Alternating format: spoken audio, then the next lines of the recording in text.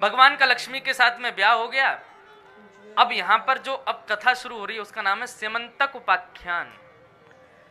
इस कथा को कहने की विधा है आज के दिन, मतलब विश्राम वाले दिन, इसलिए कही जाती है। कहीं अगर किसी को कलंक लग जाता है तो वो कलंक दूर हो जाता है इस कथा को सुनने मात्र से, क्योंकि भगवान पर भी कलंक लगाया गया था, उसी विषय पर यह कथा है। तो द्वारिका में एक राजा रहते हैं, उस राजा का नाम है सत्राजित।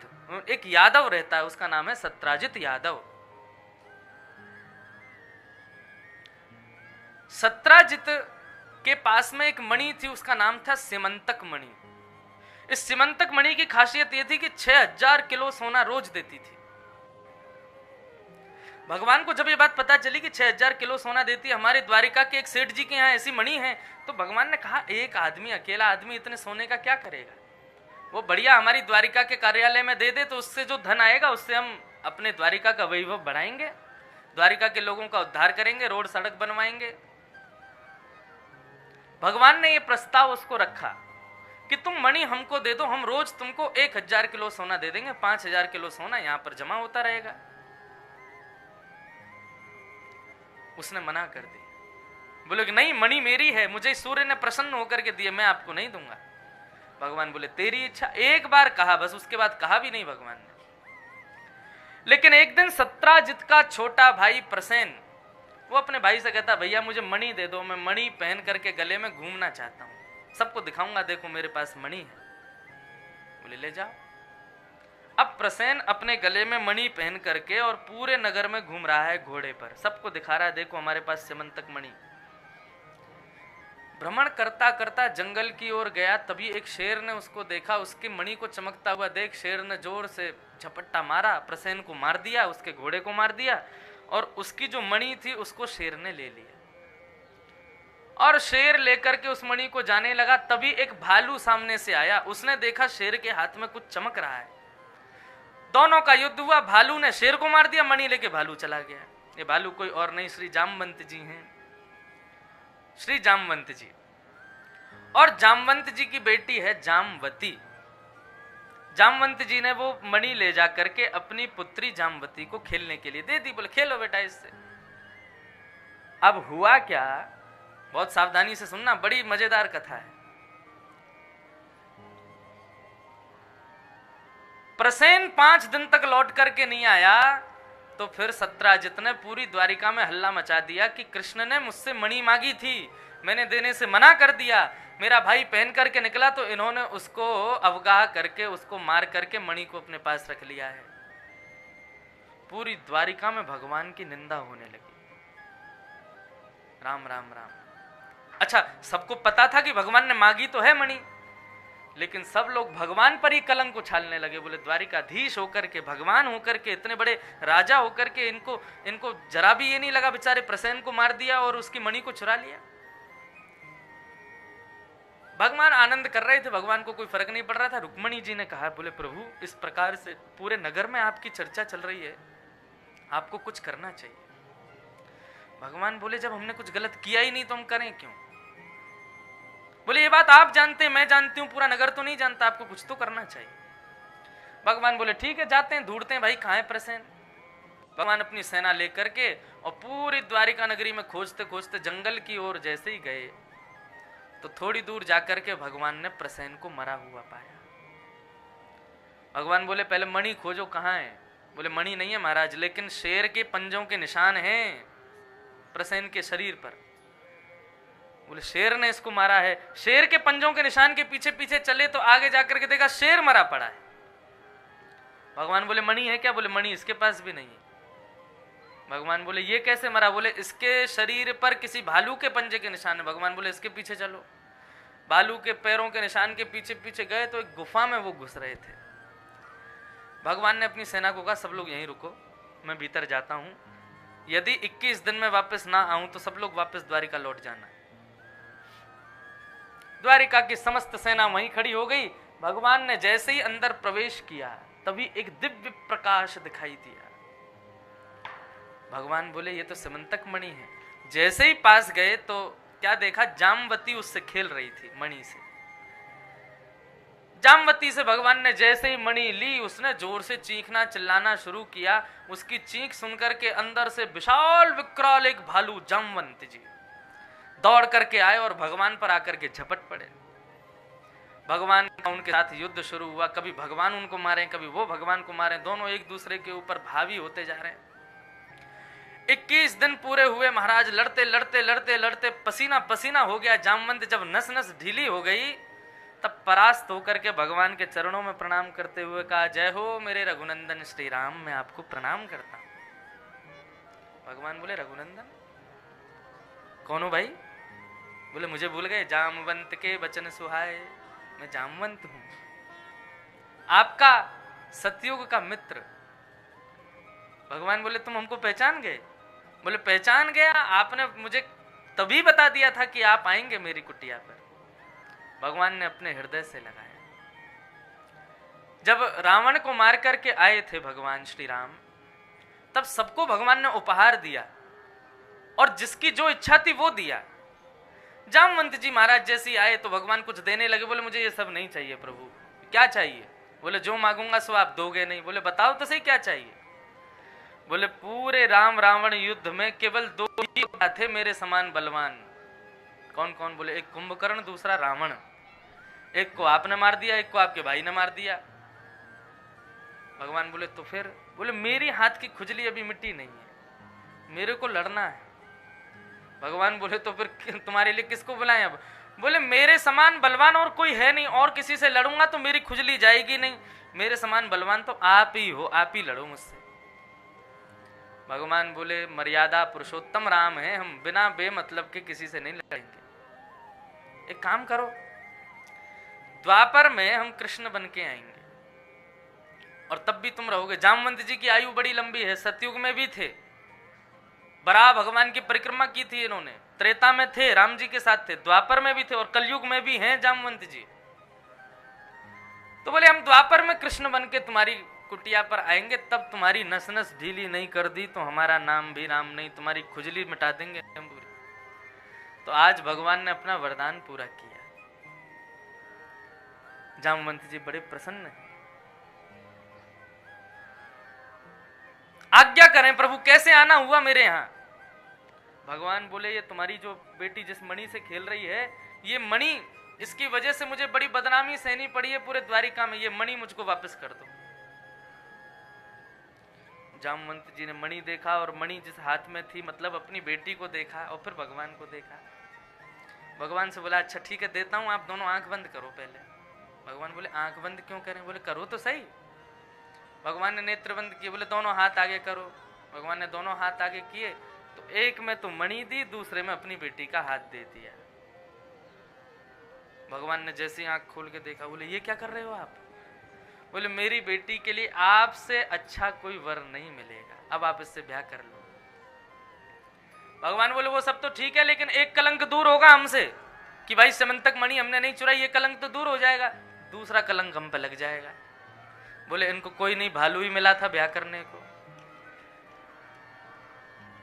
जामवंत जी बोले, मुझे नहीं पता प्रभु, मर्यादा वर्यादा सब गई त्रेता में, अब तो आप द्वापर में लीला पुरुषोत्तम हो, मेरी बेटी से आपको ब्याह करना पड़ेगा। बड़ी बड़ी आनंददायी कथा है कि ये जो जामवंत जी ने भगवान से अपनी बेटी का ब्याह किया है, ये पहले से ही निश्चित कर दिया था उन्होंने। क्या हुआ? बड़ी बड़ी अच्छी कथा है, ध्यान से सुनो। तो कथा तो सबरी अच्छी है, लेकिन ध्यान से सुनो। जब राम जी रावण को मार करके लौट के आए तो जनक जी ने भगवान को एक पत्र लिखा, श्री राम जी को, और उस पत्र में लिखा कि प्रभु आप ब्याह करके गए सीता से, उसके बाद अभी तक आपका मिथिला में प्रसादी पाने के लिए आना नहीं हुआ है, 14 वर्ष के लिए वन चले गए सब।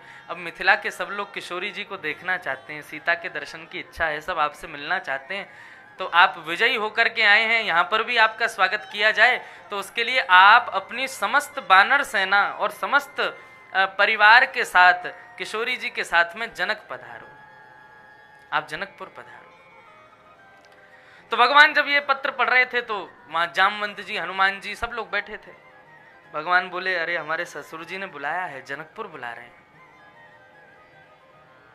पूरी सेना के साथ बुलाया है, लेकिन भैया अपने ससुराल जाएंगे, इन बानरों को लेके नहीं जाएंगे हम। ये उपद्रव मचाएंगे, वहां उपद्रव मचाएंगे तो फिर हमारी नाक कटेगी। तो वहां बानर जितने बैठे थे सबका मुंह उतर गया, बोले कि हाँ जब युद्ध करना था तभी ले गए, वहां पकवान मिलेंगे वहां नहीं ले जाओगे। सब गए जामवंत जी के पास, सबसे बड़े जामवंत जी हैं। बोले कि नहीं भगवान से कहो ना हमको भी ले चलें, हमारी तो ससुराल होती नहीं, भगवान की देखे आएंगे हम। तो बोले ठीक है मैं बात करता हूँ भगवान से। जामवंत जी भगवान के पास गए, बोले प्रभु सब बानर बेचारे बहुत बिलबिला रहे हैं, सब कह रहे हैं कि हमको ले चलो। भगवान बोले ये लोग उपद्रव मचाते हैं बहुत, किसी का भी छीन के खा जाते हैं, किसी के ऊपर भी चढ़ जाते हैं, किसी पे भी घुर्राने लग जाते हैं, और ये सब हमारे ससुराल में होगा तो फिर हमको बढ़िया नहीं लगेगा, मिथिला के लोग हमारी बहुत मजाक उड़ाएंगे। जामवंत जी बोले आप चिंता मत करो, ये सब बानर इनको मैं संभाल लूंगा, आप चिंता मत करो बिल्कुल, लेकिन इनको ले चलो। राम जी बोले तो फिर तुम्हारी जिम्मेदारी है, कुछ भी हुआ तो फिर तुम देखोगे। बोले ठीक है मेरी जिम्मेदारी। अब तो महाराज जैसे ही वहां भोजन पानी, सब लोग जनकपुर की ओर निकले। सब बानरों के लिए भगवान ने वस्त्र सिलवाए, सब बानर वस्त्र पहन पहन करके, पगड़ी पहन पहन करके, बढ़िया सज धज के, लाखों करोड़ों की तादाद में बानर की सेना सब जा रहे हैं कहां, जनकपुर में। जनकपुर में पुष्प वर्षण किए जा रहे हैं, सबको मालाएं पहनाई जा रही हैं, बानर सब सीधे चल रहे हैं, बिल्कुल भी किसी की ओर ना देखते हैं ना कुछ करते हैं। क्यों? जामवंत जी सबसे आगे चल रहे थे, उन्होंने कहा था जैसा मैं करूं वैसा करना बस। तो जामवंत जी यहां देखते हैं तो सारे करोड़ों बानर सब यहीं देखते हैं। जामवंत जी यूं ने हाथ उठा लें तो सारे बानरों के हाथ उठ जाएं, जामवंत जी थोड़ा खुजाने लग जाए, सारे बानर खुजावें। जैसे जामवंत जी कर रहे हैं वैसे सारे बानर कर रहे हैं। श्री रघुनाथ जी की संपूर्ण इस सेना को देख करके जनकपुर वासियों के नेत्र सजल हो गए, खूब स्वागत किया। सभा में विराजमान हुए सब। जनक जी महाराज ने कहा भाई सबके लिए, सब इतनी दूर से चल के आए, सबसे पहले भोजन की व्यवस्था होनी चाहिए। सारे बानर पंगत में बैठे हैं, अब पंगत परोसी जा रही है, लेकिन बानर एक को भी देख नहीं रहे हैं, ना तो कुछ देख रहे हैं क्या परोसा जा रहा है क्या, बस सब लोग जामवंत जी की ओर देख रहे हैं, वो जो करेंगे वही करना है। अब बानरों को पंगत परोसो क्या, वो पंगत परोसने वाले से ही पहले छीन लेते हैं, लेकिन यहाँ बानर सब अपने हाथों को पकड़ के बैठे, हमें कुछ नहीं लेना है। सारी सामग्रियां आ गई, लेकिन बानर कुछ उठा के खा ही नहीं रहे, सब जामवंत जी को देख रहे हैं, ये खामे तो वही वैसे खाएंगे। जामवंत जी ने पूरे पकवान आदि सब देखे, सबसे पहले खजूर उठाया, अब उसको लेकर के जामवंत जी ऐसे ऐसे देख रहे हैं तो सारे बानर भी उसको घुमा घुमा के देख रहे हैं। जैसी जोर से उसको दबाया तो उसकी गुठली उछल गई। अब जैसे ही गुठली उछली तो गुठली को उछलता देख जामवंत जी बोले अच्छा मेरे हाथ से निकल के भग गई, तो जामवंत जी जोर से उछल गए। अब तो जैसे ही जामवंत जी उछले हैं, यहाँ बानरों ने उछलना कूदना शुरू किया, और यहाँ से वहां कूद रहे हैं, वहां से वहां कूद रहे हैं, कोई राम जी की थाली में कूद रहा है, कोई जनक जी की थाली में कूद रहा है, और जिसके हाथ में जो पड़ रहा है वही लेके भाग रहा है, खा रहे हैं। अब तो छूट मिल गई पूरी। ये पूरा दृश्य देख के राम जी अपने मुंह पे हाथ धर के बैठे थे, बोले खूब समझाया था मत करना, लेकिन जनक जी ने जब ये दृश्य देखा तो वे बड़े आनंदित हो गए और उन्होंने प्रभु श्री राम को अपने हृदय से लगा लिया। दूर खड़े हुए अपने आप पर ग्लानि कर रहे जामवंत जी बोले कि सब बिगाड़ दिया हमने, लेकिन तभी वो भगवान की ओर देखते हैं तो भगवान जनक जी के हृदय से लगे हुए हैं, और इतना वात्सल्य जनक जी का राम जी के ऊपर उमड़ रहा है। वो दृश्य देख करके श्री जामवंत जी के हृदय में भावना उत्पन्न होने लगी कि जिस प्रकार श्री जनक जी ने अपनी बेटी का ब्याह करके इतना वात्सल्य प्रेम ठाकुर जी के प्रति प्रकट कर रहे हैं, ऐसा प्रेम मुझे कब मिलेगा, ऐसा वात्सल्य करने का अवसर मुझे कब मिलेगा। तो भगवान श्री राम तो सबके हृदय की बात समझते हैं। ऐसी भावना जैसे ही जामवंत जी के हृदय में आई, प्रभु श्री राम ने जामवंत जी की ओर देख के इशारे में कह दिया, बोले अगले जन्म में जब हम कृष्ण बन के आएंगे अवतार में, तब तुम्हारी बेटी से ब्याह करेंगे और आपको वही सुख प्रदान करेंगे जो सुख आज हम श्री जनक जी महाराज को दे रहे हैं। तो जामवंत जी तो कब से प्रतीक्षा कर रहे थे कि भगवान कब आए। आज भगवान को बेटी भी दे दी और बेटी के साथ में मणि भी दे दी। अब भगवान बोले अब क्या करें क्या करें, पूरी द्वारिका नगरी हम पर कलंक उठाएगी। बोले भालू की बेटी से ब्याह कर लिया। घोड़े पर स्वयं बैठे, फिर उसको उठा के उसको भी बिठाया और अपनी काली सौल, काली कमली से ठाकुर जी ने उसको ढक लिया कि किसी को दिखे ना, छोटी सी है अभी। उसको लेकर के भगवान द्वारिका पहुंचे। द्वारिका में सब लोग यज्ञ कर रहे थे, हवन कर रहे थे, देवी की अर्चना कर रहे थे कि हमारे द्वारिकाधीश सही सलामत वापस आ जाएं। भगवान छुप छुपा करके अपने रुक्मणी जी के महल में पहुंचे और वहां पहुंच करके रुक्मणी जी के कक्ष में जाकर के देखा कोई है तो नहीं, कोई भी नहीं है। वहां पर जामवती को बिठाया और बिठा करके बाहर आकर के जैसे ही गेट बंद करने लगे, पीछे से रुक्मणी जी आ गई। द्वारिकाधीश, भगवान बोले अरे आओ आओ। रुक्मणी बोले आप कब आए लौट के? बोले बस अभी अभी आया। इतना विलंब क्यों हो गया, कहाँ हो गया, क्या हुआ, हमें बताओ तो सही। भगवान बोले रुक्मणी अब क्या बताएं। भगवान की चतुराई देखो। भगवान कह रहे हैं हम गए तो थे सिमंतक मणि लेने के लिए, लेकिन एक वहां पर बड़ी सुंदरी तपस्या कर रही थी और उसकी तपस्या देख करके हमारा मन उस पर आ गया। हमने जाके पूछा हे सुंदरी आप किसके लिए तपस्या कर रही हो? तब वो सुंदरी बोली कि हम द्वारिकाधीश को पति रूप में वरना चाहते हैं, उनके लिए कर रहे हैं। तो देवी हम क्या करें, हम तो उससे ब्याह करने में व्यस्त हो गए, ब्याह कर करा के अभी लेके आए, थक गई बेचारी, सो रही है भीतर। रुक्मणी जी बोली सुंदर है? बोले तुम देखना मत, नहीं तो लज्जा आएगी तुमको खुद पे, इतनी सुंदर है। बोले हमसे भी ज्यादा सुंदर? बोले बहुत सुंदर है तुमसे, तो तुम कुछ नहीं हो उसके आगे। अब उनको क्या पता भीतर कौन बैठी है। रुक्मणी जी को क्रोध आया और उन्होंने बिना देखे ही शाप दे दिया। बोले इस भवन के भीतर जो भी बैठी है मैं उसको शाप देता हूं, वो मुझसे थोड़ी कम सुंदर स्त्री हो जाए। अब जैसे ही शाप दिया और जैसे ही किवाड़ खोल के देखा, तुम्हारा जामवती जो भालू के वेश में थी वो एक सुंदर राजकुमारी के वेश में वहां पर खड़ी है। भगवान ने रुक्मणी जी को हृदय से लगाया, और धन्यवाद हमारा काम तुमने बढ़िया कर दिया। अब ये जो दूसरा कलंक लगना था उससे बच गए हम। और भगवान ने दूसरा ब्याह समस्त द्वारिका के सामने श्री जामवती के साथ में किया और जामवती ने गवाही दी कि ये मणि उनके पास कैसे आई और सब बिल्कुल क्लियर हो गया। भगवान पे जो कलंक लगा वो अब मिट गया। अब कलंक किस पे लग गया? सत्राजित पे, जिसने भगवान पे कलंक लगाया था। अब द्वारिका के लोग उसको गाली देने लगे। बोले इसको शर्म नहीं आई, भगवान के बारे में ऐसा बोल दिया, भगवान के लिए ऐसा कर दिया। सत्राजित बड़ी चिंता में बैठा था, क्या करूं क्या करूं क्या करूं, कैसे इस कलंक से बचूं। तभी उसने देखा उसके घर में भी एक युवा कन्या थी, उसका नाम था सत्यभामा। उसने कहा कि यदि मैं अपनी बेटी का ब्याह द्वारिकाधीश से कर दूं, द्वारिकाधीश को अपना संबंधी बना लूं, तो द्वारिका के लोग मेरे कलंक को दूर कर देंगे। सत्यभामा की पहले सगाई हो चुकी थी। किससे हुई थी? सतधनवा नाम के व्यक्ति से हुई थी। अब नाम ही याद करते चलना, इतने नाम आएंगे। अब 16,100 राजकुमारियों के नाम याद करवा के ही जाऊंगा मैं। सतधनवा नाम के एक व्यक्ति से सत्राजित राजा की बेटी सत्यभामा का पहले सगाई हो चुकी थी, ब्याह होने वाला था। लेकिन सत्राजित ने कलंक से बचने के लिए अपनी बेटी का ब्याह भगवान से सुनिश्चित करने के लिए भगवान के पास चला गया। भगवान से जाके कहने लगा मेरी बेटी से ब्याह कर लो। भगवान बोले हम क्यों ब्याह कर लें, तुम्हारी बेटी को हम पसंद हैं, हमारे प्रति कोई भावना है उसकी? बोले वो तो आपको ही चाहती है, लेकिन हम में ही थोड़ी सी ईर्ष्या थी, इसलिए हमने उसकी जबरदस्ती सगाई कर दी सतधनवा के साथ। लेकिन अब हमारी इच्छा है आप ही उससे ब्याह कर लो। भगवान ने कहा ठीक है। तो भगवान का तीसरा ब्याह सत्राजित की बेटी सत्यभामा के साथ हो गया। दहेज में सत्राजित राजा लेकर के आया क्या? सिमंतक मणि। भगवान बोले दूर रखो इसको मुझसे, मेरे पास मत लाना इस मणि को। और भगवान ने दहेज नहीं लिया। मैंने पहले दिन या दूसरे दिन कथा में बताया था कि किस प्रकार से ये सब होता है। पिता की चल संपत्ति का अधिकार पुत्री का होता है और पिता की अचल संपत्ति का अधिकार पुत्र का होता है। पिता की जमीन जायदाद ये पुत्र की अपने आप हो जाती है, और पिता की जो चल संपत्ति सोना चांदी हीरे जवाहरात और ये जितना भी चल धन है, इस पर अधिकार पुत्री का होता है। लेकिन इसमें पुत्र और पुत्री कहें कि हमें इतना दे दो, ये नहीं होगा, पिता अपनी अनुमति से देगा।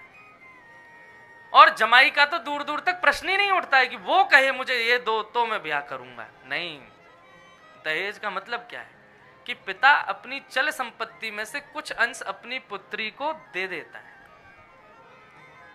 उसमें विपक्षी विवाह वाले तो कुछ कह ही नहीं सकते कि हमको ये चाहिए या ये चाहिए या ये चाहिए। ये तो हमने बिगाड़ दी पूरी प्रथा। तो इस प्रकार भगवान ने दहेज लिया ही नहीं। अब हुआ क्या, बड़ी भयंकर महाराज स्थिति हो गई। सत्यभामा का ब्याह हो गया भगवान के साथ। अब जिससे उसकी सगाई हुई थी सतधनवा, वो चिंता करने लगा, बोले राम राम, हम तो ये मणि के लिए ही तो ब्याह कर रहे थे, हमको दहेज में मिलेगी, और ये तो मणि भी गई और वो भी गई।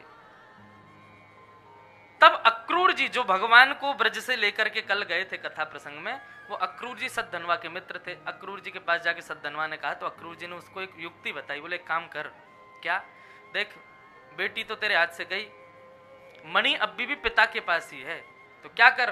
बोले अर्धरात्रि में जाके तू सतधनवा को मार दे, मणि चुरा के भाग जा,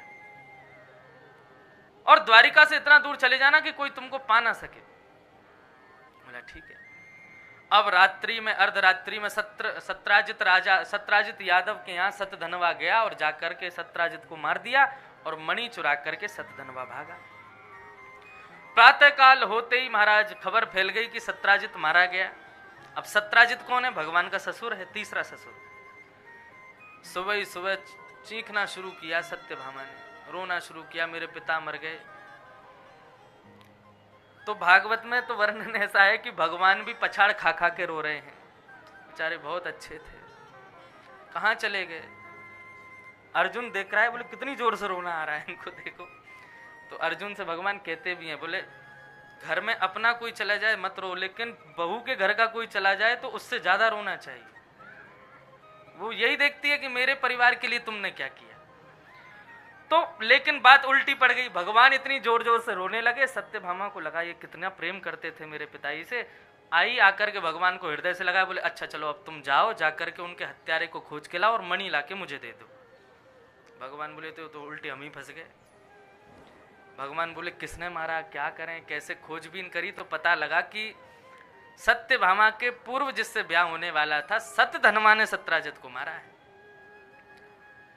भगवान निकल गए बलराम जी के साथ सतधनवा को मारने के लिए। अब सतधनवा अक्रूर जी के पास गया, बोले मैं कहां जाऊं, भगवान आ रहे हैं, ये तो मुझे पूरी दुनिया में खोज लेंगे।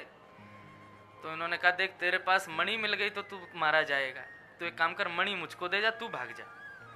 वो मणि अक्रूर जी को दे के सतधनवा वहां से भागा। भगवान ने बीच रास्ते में उसको पकड़ा तो भगवान से बच के जंगल की ओर भागा। तो बलराम जी बोले कन्हैया एक काम कर, मैं यही रथ में बैठा हूं, तू इसके पीछे भाग। भगवान पीछे पीछे गए, पकड़ करके बीच में कहीं पर सुदर्शन चक्र से और सतधनवा का वध कर दिया। और भगवान ने फिर उसको टटोला तो उसके पास मणि थी नहीं। लौट करके भगवान आए तो बलराम जी बोले कावे ओ लाला, बोले मार दियो सतधनवा। बोले मणि, बोले मणि नहीं वा के पास। तो बंधुओं बलराम जी के हृदय में आया कि लाला की नजर तो बहुत पहले थी मणि पे ही, यानी छुपा के धर लिये, कोई ये बता नहीं रहे। और भगवान मनी मन सोच रहे वाह ये भैया हैं हमारे, हम पर शक कर रहे हैं। बलराम जी बोले लाला तू एक काम कर, तू वापस द्वारिका जा, मैं जा रहा हूं हस्तिनापुर दुर्योधन को गदा विद्या सिखाने के लिए। भगवान बोले जाओ। जैसे ही द्वारिका लौट के आए तो मुख्य द्वार पर खड़ी थी सत्यभामा। भगवान आए तो भगवान को देख के कहा क्या हुआ? बोले हमने तुम्हारे पिता के हत्यारे को मार दिया। बोले अच्छा मणि? बोले मणि नहीं मिली उसके पास। तो सत्यभामा के हृदय में भी आया कि ये मणि तो बहुत पहले से मांग रहे थे मेरे पिताजी से, इन्होंने छुपा के रख लिया, कहीं मैं उसका प्रयोग ना कर लूं। भगवान वहां पर हम सबको उपदेश करते हैं, बोले यही गृहस्थाश्रम है। आज तक संसार ने तुमको सम्मान रूपी अमृत पिलाया है, लेकिन गृहस्थ में प्रवेश करने के बाद तैयार रहिए, आपको अपमान रूपी विष भी पीना पड़ेगा। पृथ्वी के समुद्र मंथन में ये दो रत्न निकले हैं, अमृत और विष। हमें केवल अमृत पीने को मिलेगा, मतलब सम्मान ही मिलेगा, ऐसा नहीं है। कभी कभी अपमान के विष के घूंट भी पीने पड़ेंगे, और कई बार अपनों से ही पीने पड़ेंगे। भगवान बोले अपना भाई अपनी पत्नी भी संदेह कर सकती है, लेकिन विचलित मत होना। भगवान पर पुनः कलंक उठने लगे। भगवान जरा भी दान पुण्य का काम करने लग जाते थे या जरा भी कोई श्रेष्ठ क्रिया करते थे तो आपस में लोग कानाफूसी में कहते थे उसी मणि का कमाल है, जबकि भगवान पर नहीं थी वो। भगवान द्वारिका के लिए कुछ अच्छा करते थे, द्वारिका के लोगों के लिए कुछ अच्छा करते थे, तो सब लोग यही कहते थे कि ये मणि से कमाया गया था। मणि कहां थी? दूर अक्रूर जी के पास। भगवान सबकी सुध लेते हैं। एक दिन पूछे, भाई अक्रूर जी कहाँ हैं आजकल? तब किसी ने बताया, बोले महाराज वो तो ब्राह्मणों की सेवा में लगे। बोले कैसी सेवा? बोले सोने की थाली, सोने की कटोरी, सोने की चम्मच में ब्राह्मणों को भोजन कराते हैं, दक्षिणा अलग से देते हैं और कहते हैं चम्मच थाली कटोरी अपने संग ही ले जाओ। भगवान बोले बड़ा धन आ रहा उनके पास। भगवान ने पत्र लिखा, काका जी जय श्री कृष्ण, और पूरा सब उसमें लिख करके नीचे लिखा कि हम जानते हैं आपके पास मणि है, क्योंकि सतधनवा आपका मित्र था। हमें मणि नहीं चाहिए, मणि का दुरुपयोग यदि आप करते तो मैं मणि ले लेता, लेकिन आप मणि से भलाई कर रहे हो, ब्राह्मणों का हित कर रहे हो। लेकिन मैं चाहता हूं कि आप द्वारिका वासियों के सामने मणि को प्रदर्शित करते हुए बता दीजिए कि मणि आपके पास है, क्योंकि ये लोग मुझ पर संदेह कर रहे हैं। तब अक्रूर जी महाराज आए, आकर के उन्होंने सबको मणि दिखाई और मणि दिखा करके भगवान को प्रणाम करके क्षमा मांगी। तब द्वारिका के लोगों ने सबने भगवान के सामने अश्रुपात करते हुए क्षमा की। बोले प्रभु हमें क्षमा कर दो, हमने आप पर संदेह किया। भगवान बोले मैं तो क्या संदेह करेंगे, लेकिन मैं संसार के लोगों को बताना चाहता हूं, आप दुनिया के लिए, समाज के लिए, परिवार के लिए कितना भी कर लीजिए, लेकिन एक छोटी सी भूल या छोटी सी गलती उनकी नजरों में आपको गिरा देगी। अपने आप को श्रेष्ठ सिद्ध करने का कोई प्रयत्न मत कीजिए, अपने कर्म को करते रहिए। यदि आप गलत नहीं हैं तो समय आने पर आपके प्रति जो लोगों के भीतर कलंक की भावना है वो अपने आप धूमिल हो जाएगी। इस प्रकार से ये संपूर्ण समंतक उपाख्यान बताया।